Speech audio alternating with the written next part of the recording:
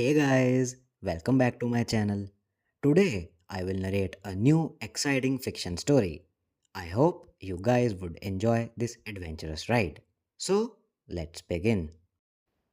Prologue: The Mysterious Phenomena. In an unknown location stood a kingdom. Today was a special day, a day of celebration, and everyone seemed happy. But as night drew near, something unusual occurred. Suddenly, the sky changed its color.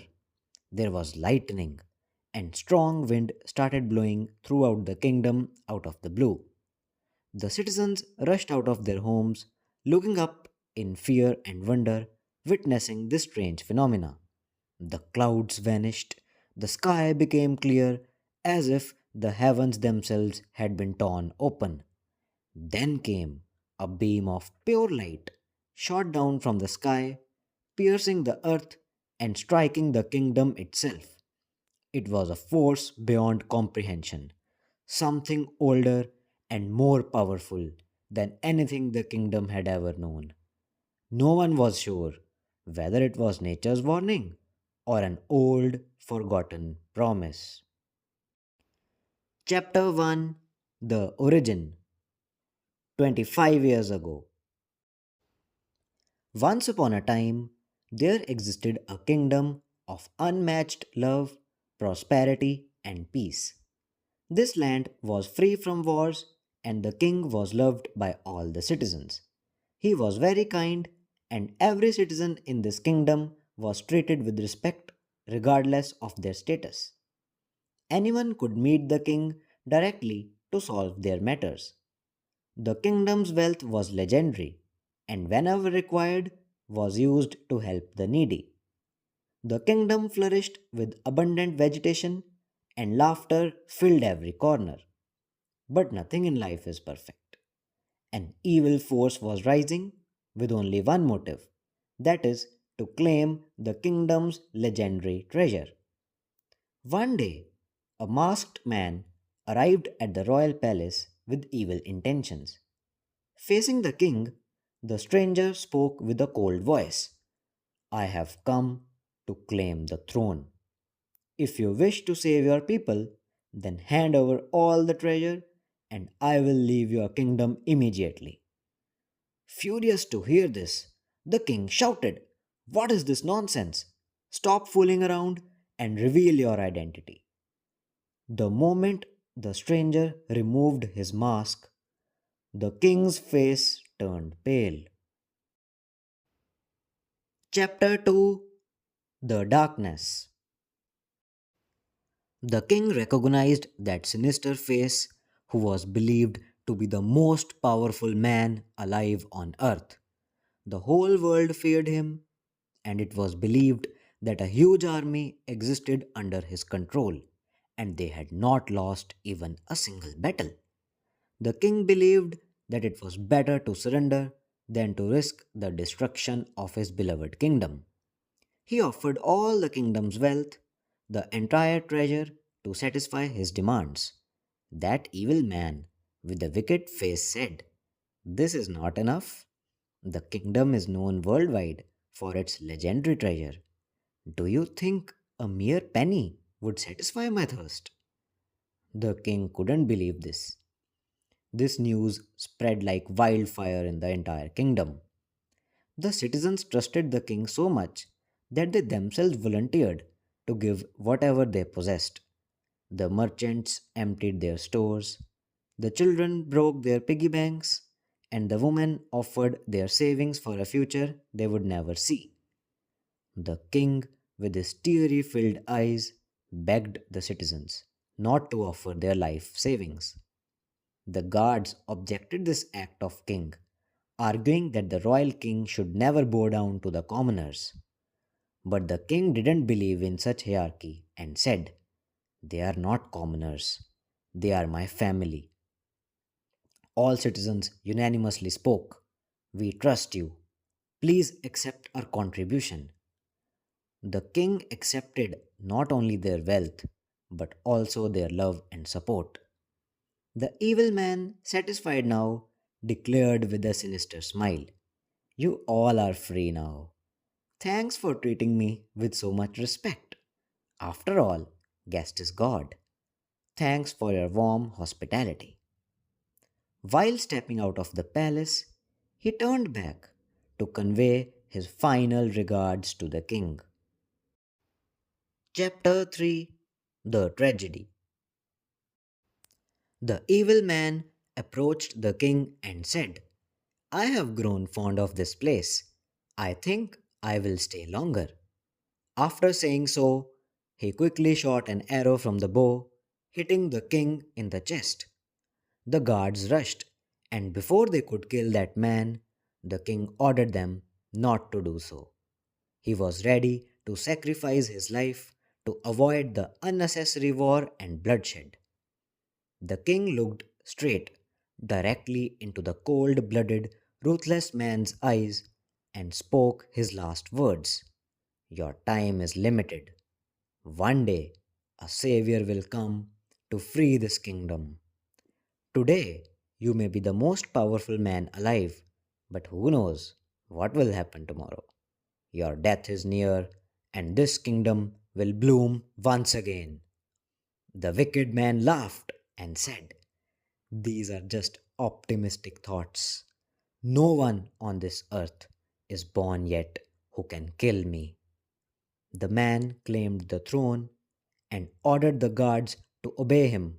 Only then he would spare their lives. Chapter 4, The Catastrophe. Under the rule of the new king, the kingdom turned from a land of abundance into a place of misery and fear. His army entered the kingdom, and thus began his oppressive rule. The kingdom, once popular as the kingdom of prosperity, love, and peace, now became poor, brimming with hatred. The once prosperous cities were left in ruins. The people could only wait in silence, desperate for change, but too afraid to act. Till when would our disastrous lives last? Questioned the citizens. To their surprise, the very next day, word spread that the king had fallen ill. The king demanded the kingdom's best doctor, but with one condition: it must be a woman. The citizens, fearful of his cruelty, were reluctant to treat the king. The guards selected an innocent woman and forced her to go inside the palace to treat the king. The helpless woman had no choice but to treat the king, and miraculously he recovered. But the evil king took advantage of his position and sexually abused her. After this tragic incident, she came out of the palace crying. The citizens felt a sigh of relief that at least she was alive. Everyone knew that the king was fond of women and she was lucky enough to be back home. Chapter 5, The Power. This time, the king got saved from illness thanks to that lady doctor. But from now onwards, the king became extra careful and decided to use his magical power. In this dark world existed a unique power, and that evil king was the only one who could use it. The king came to the terrace of the royal palace and raised his hand, chanting a spell. A strange phenomena began to occur. Every person in the kingdom suddenly found themselves wearing a peculiar watch. Fire, water, stone, nothing could destroy that magical watch. The king addressed the masses and declared, this is a gift for all of you. This special watch will predict your lifespan based on your current health. This is a blessing. You all will learn to appreciate every second of your life. See, even I also love to wear this magical watch. Each watch displayed the wearer's lifespan down to the last second. It was said to be a tool of convenience, allowing the kingdom's best doctors to save those who were close to death by seeing how much time they had. The patients whose treatment would be successful, their magical watches, depending on their body status, would update their lifespan from mere seconds to a whole bunch of years. But quickly, it became clear that watches were more of a curse than a gift. Each watch constantly displayed the time remaining in one's life. The people were haunted by this ticking time bomb, but there was no escape. No matter how hard they tried, the watches could not be removed, and soon the kingdom fell into a psychological torture. Chapter 6, The Tournament. Whoever opposed this new drastic change was captured. The king used these imprisoned men as cheap labor for building a giant stadium. After a year or so, the grand arena was ready. The king, fond of archery, started organizing a tournament every year. Various competitors came from all over the world to participate in this grand tournament. The winner would be given cash prize, a trophy, and a chance to shake hands with the royal king. It was like a dream come true for the contestants. Meeting the king otherwise was impossible, as the commoners could not even get close to the king. Many years passed, as everyone had accepted their fate. Although they had somehow adjusted in this haunted kingdom, but still they wanted to breathe freely. Chapter 7, Time for Change. Present day. Coming to the present, a young boy Herman had the resolve to defeat the king. He somehow possessed the power to manipulate the display of magical watches. But to use his power, he had to make a physical contact with the wearer's watch. Today was the day of archery tournament, and Herman also participated this year. The stadium was full, and of course, everyone cheered for Herman. Finally, the tournament began. Herman barely survived in the initial rounds, as experts had gathered there from all corners of the world. But Herman had another motive as well. So he fought with all his heart, overcoming obstacle after obstacle, and reached the final round. After a break of 5 minutes, began the deciding round.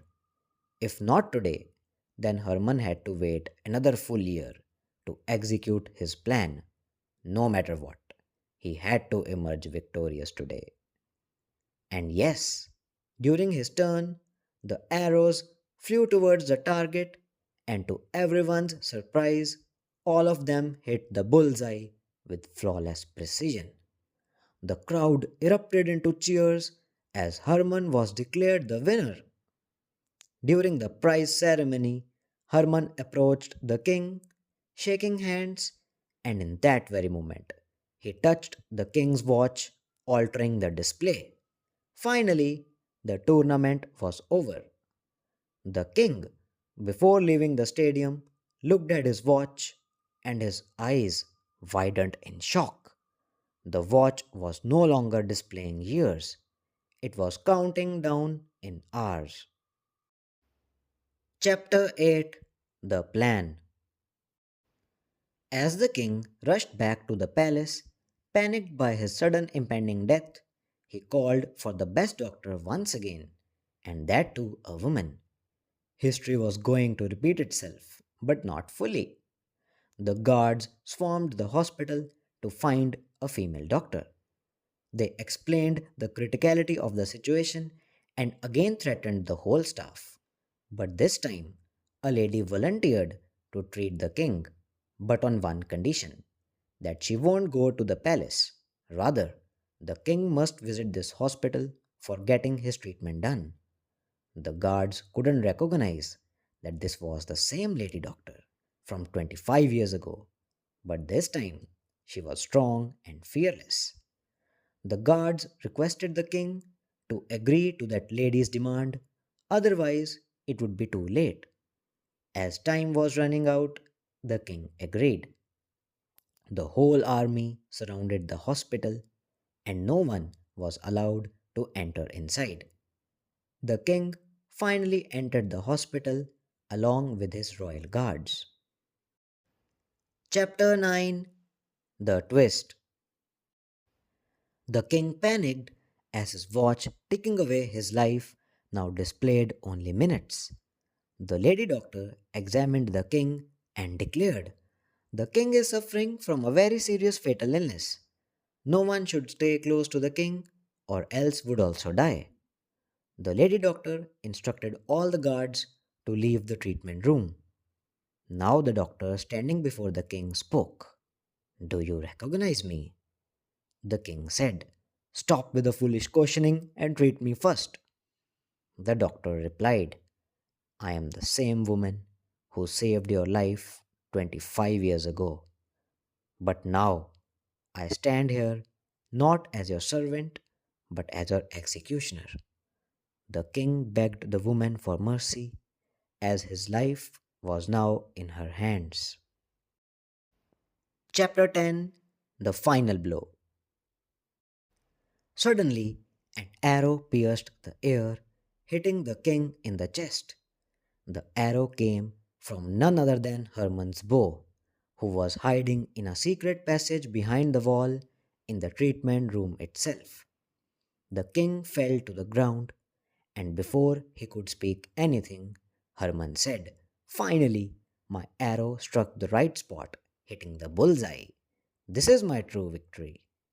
The king asked, "Aren't you the championship's winner? Why did you do this?" Hermann finally revealed the truth. "I am your son, though I hate to call you my father. I was raised in the shadows of your cruelty, but now, finally, this kingdom is free. I always wondered that why only I was the only one who carried the power to manipulate the display of the watches. I realized it when I grew up, as I carry your blood in my veins. I have only inherited a small portion of your mysterious power, but it was sufficient enough to fool you. Do you realize, old fellow, that this lady doctor is actually my mother?" The doctor couldn't control her tears and yelled, "25 years ago, I came out of the palace, and after a month or so, I realized that I was pregnant. I was not ruthless like you to kill my child, so I raised my son under your oppressive rule. I told my son everything about the previous kind king and the way you killed him. And yes, I am standing here today, after 25 years, eager to witness your death in the exact similar way, and not due to the illness story which I made up." The king, in his final moments, realized that his own power, his magical watch, had led to his demise. Getting killed by one's own blood, that too with an arrow, which was his main pride and strength. His world had turned upside down as his strength became his weakness and the reason for his death. The most powerful, undefeatable man finally lost, thanks to the excellent tactics of the mother and her son. The moment he died, suddenly the magical watches vanished from the entire kingdom. Actually, that day, not the watches, but the handcuffs were removed. It was like the prisoners attaining their freedom at last. Hermann claimed the throne and began his rule with the same kindness and wisdom that the previous king had shown. Epilogue. The Rain.